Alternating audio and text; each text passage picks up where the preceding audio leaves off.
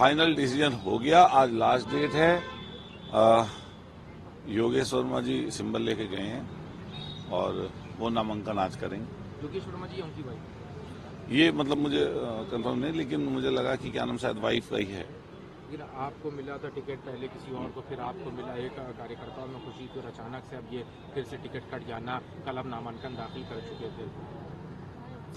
देखिए, राजनीति में और सामाजिक जीवन में कई बार अलग अलग तरीके के मोड़ आते हैं और मैं समझता हूँ माननीय राष्ट्रीय अध्यक्ष जी ने जब ये फैसला लिया है तो कुछ सोचा होगा, समझा होगा और शायद इसलिए भी हम लोगों को बुलाकर कहा कि हम लोग पार्टी के पुराने कार्यकर्ता हैं और उन्होंने हमेशा कोशिश की है कि भाई मदद हो। तो मेरा मानना यही है कि जो पार्टी ने फैसला किया उसको स्वीकार करें। आपने ट्वीट भी किया है कि समाजवादी पार्टी राष्ट्रीय अध्यक्ष का जो भी फैसला होगा उस पर आप लोग अटल रहेंगे। नहीं, माननीय राष्ट्रीय अध्यक्ष जी ने जो फैसला किया तो वो स्वीकार है। काफी देर तक लंबी वार्ता हुई।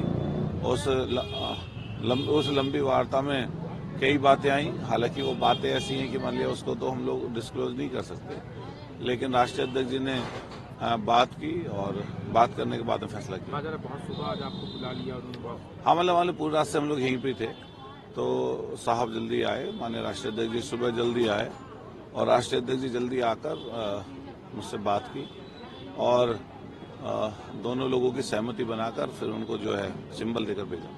एनडीए के साथ ही जयंत चौधरी ने कहा कि समाजवादी पार्टी में कुछ ही देर के लिए टिकट मिलता है, फिर टिकट कट जाता है। बीजेपी भी इस पे कह रही है कि आपको प्रत्याशी ढूंढने में नहीं मिल रहा है, इसलिए सबको वहाँ पे मैनेजमेंट नहीं हो पा रहा समाजवादी पार्टी में। देखिए, वो मान लिया विपक्षी दल हैं तो वो अपनी प्रतिक्रिया दे सकते हैं और प्रतिक्रिया कोई हमारी पार्टी के पक्ष में तो होगी नहीं।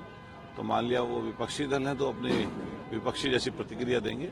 लेकिन मैं अपने तमाम साथियों से, जैसे मेरठ और आसपास हमारे जो भी उत्तर प्रदेश और प्रदेश या देश में जो लोग हैं हमारे मानने वाले, जानने वाले, मैं सबसे ही कहूँगा कि समय को जो है स्वीकार करना चाहिए और समय पर जो है अलग अलग परिस्थितियों का सामना करना पड़ता है। ऐसी सब परिस्थितियों के लिए सामना करने के लिए हम सब लोगों को तैयार रहना चाहिए। आगे की क्या रणनीति रहने वाली है इस चुनाव में? किस तरह से आप अपने आप अब तो चुनाव सिर पर है और पार्टी तय करेगी।